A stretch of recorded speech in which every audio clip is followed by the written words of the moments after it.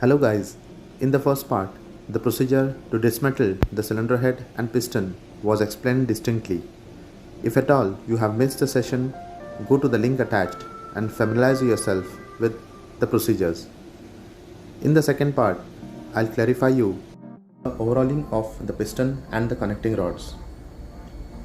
There are total 3 piston rings on each piston, out of which top 2 are compression rings and at bottom is the oil ring.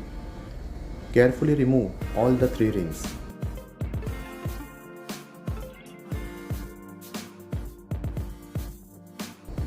Remove the spring coil inside the third bottom ring. Remove the piston pin circlip with plier. Hold the connecting rod and remove the piston pin.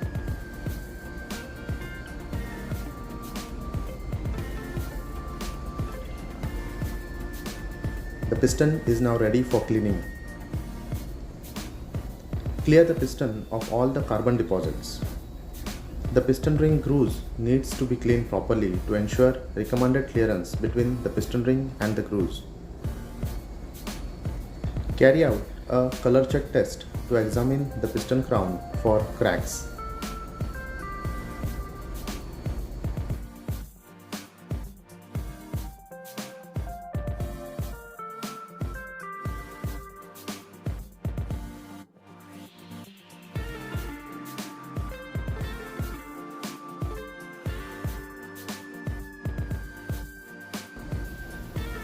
The piston is now ready for further measurement of clearances. To inspect the ovality of the bottom half of the connecting rod, remove both the bearing shells and fix the conrod bolts back to its original position. Check the ovality at 3 different locations.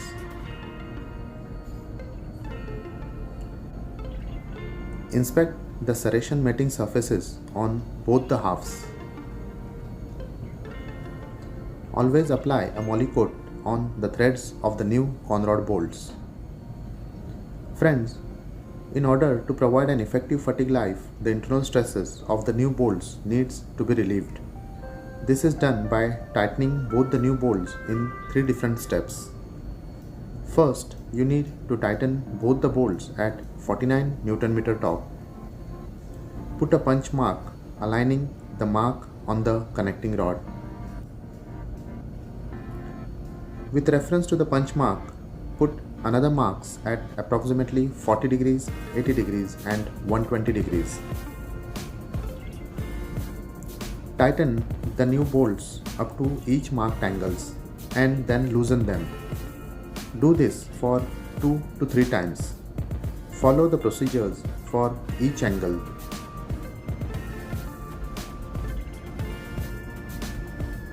Once the bolts are tightened at 120 degrees from its initial position, put an identification mark on the new bolts to distinguish them for the respective connecting rods and port and starboard side bolts.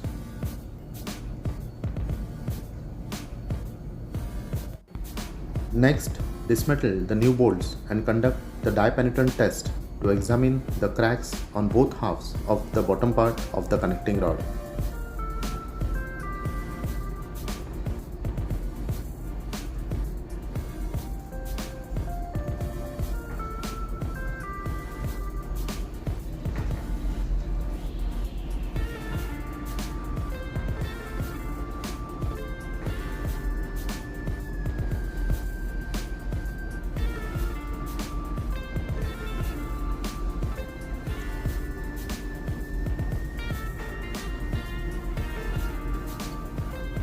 Measure the outer diameter of the piston pin. Replace if the limits are exceeded. Check there are no any blockages inside the oil passage of the connecting rod. The connecting rod is now ready to fix back into the piston. Lubricate the piston pin and its mating surfaces. Make sure the oil holes on the piston pin are in line with those of the piston pin bearings. Follow the mentioned procedures for all the pistons and the connecting rods. It is very important to check the clearance of the piston ring groove width. As the piston rings gets hot during operation, the groove cap accommodates the expansion and contraction of the rings. Now replace the piston rings. The rings must be replaced every 12,000 operating hours. First, fix the coil joint in the third ring groove. The joint must be shifted 180 degrees with respect to the oil ring opening. Make sure the stamp face marked T on the oil ring faces upwards. The middle piston ring is marked with 2T on its top face. Install the ring with stamp facing in upward direction. The third topmost ring is marked with TL on the top face. The marking must be in the upward direction. Once the new piston rings are in position, check the axial clearance and record them in the decarb report.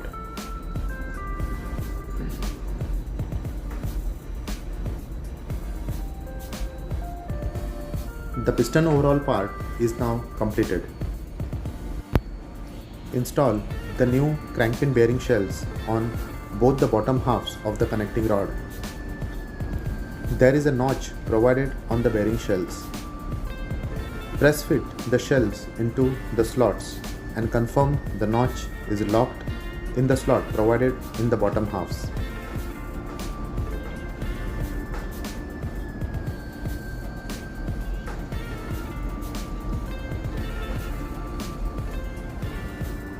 Arrange the piston rings such that the openings of the rings are 120 degrees apart from each other.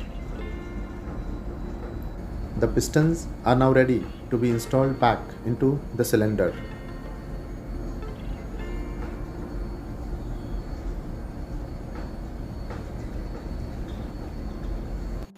The cylinder liner has to be gauged to calculate the dimensions and the wear rate of the liner. Markings are made by a standard template with 3 holes positioned at different heights. The readings are taken for port starboard and forward aft positions. If at all the readings are beyond limits, replace the liner. Friends, I'll be preparing a separate video on liner replacement. So please do subscribe my channel to gather more engineering knowledge related to engine room jobs. Next, using an outside micrometer, measure the crankpin diameter. Check the readings to be in limits. Also check the rocker arms lubricating oils. Passages are clear of any deposits.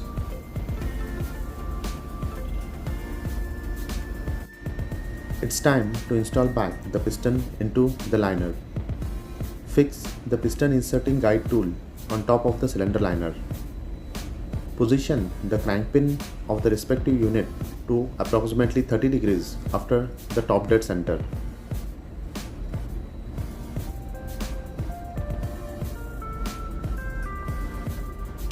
Apply a sufficient amount of lube oil to the piston so that the piston rings slide smoothly into the liner.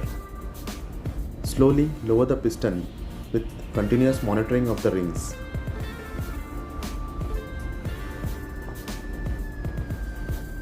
Once the con rod sits on the crankpin, fit the another half of the bottom end to the connecting rod.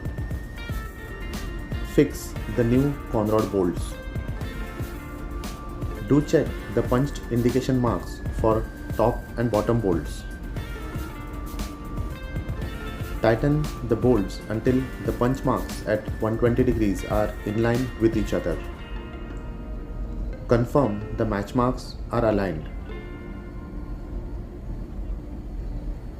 Friends, this part is very important.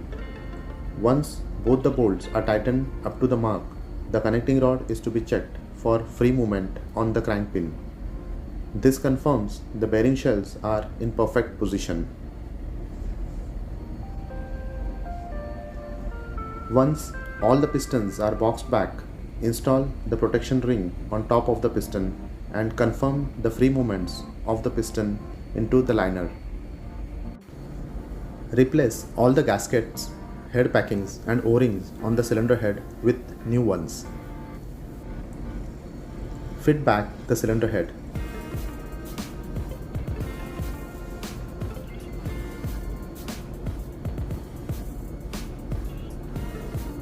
Confirm the head is seated properly and the jacket cooling water connection pipes are sealed satisfactorily. Once the head is in place, clean the studs and fix the bolts. Install the hydraulic jacks.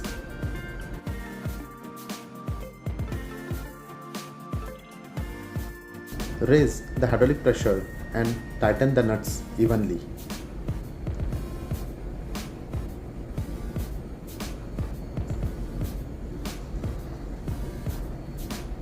Increase the pressure up to 600 bar.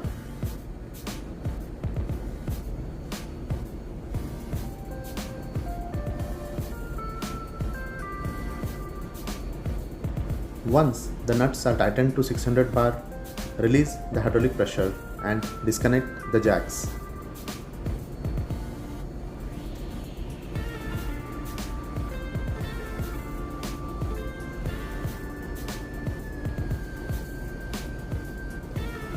Follow the procedures for all other units. Once all the cylinder head nuts are tightened to the specified torque, install back the push rods, valve bridge and the rocker arms. Friends, in order to prevent unusual wear between the valve bridge guide and the valve guide, it is very important to have a face-to-face contact between these two parts. To inspect the same, conduct an impression test. Adjust the valve bridge adjusting screw such that both the faces are in 100% contact. Lock it in the position. Install back the rocker arm and loosen the adjusting screw.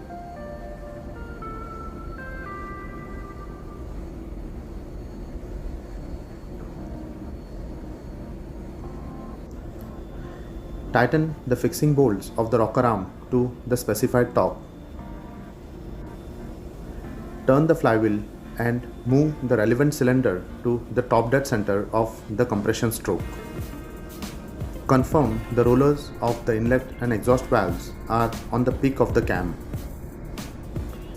Using a filler gauge, adjust the suction valve head clearance to 0.3 mm and exhaust valve head clearance to 0.6 mm. Follow the procedures to all other units.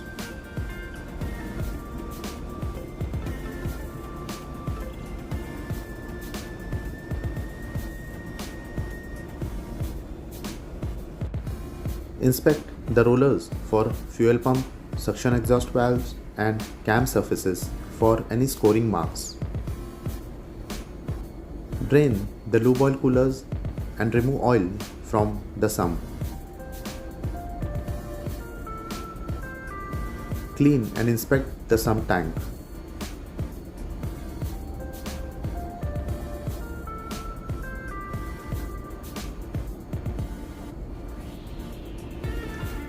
Make sure the fuel injectors are pressure tested and injection pattern is checked before they are installed back on the unit. Always apply a copper slip on the bolts for exhaust manifold.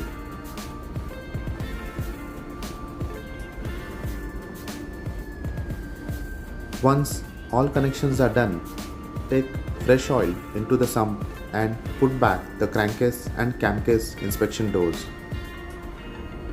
Start the lube oil priming pump, open the jacket cooling water and fuel inlet outlet valves. After confirming all in order, open indicator cocks and carry out blow through of the engine.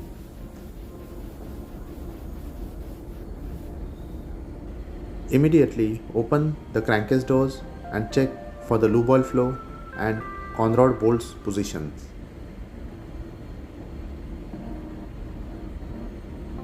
Friends, once sure, all in line, box back the crankcase doors and your genset is ready for running in procedures.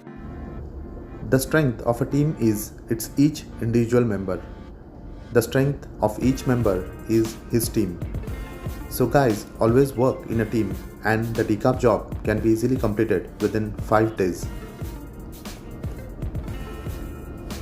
Friends, please share your comments in the comment section, and if at all you find the video informative, do hit the like button, share among your friends and subscribe my channel for more such interesting videos on routine jobs on board a merchant ship. Thank you for watching the video. Wish you all a safe seas and healthy stay on board. Thank you.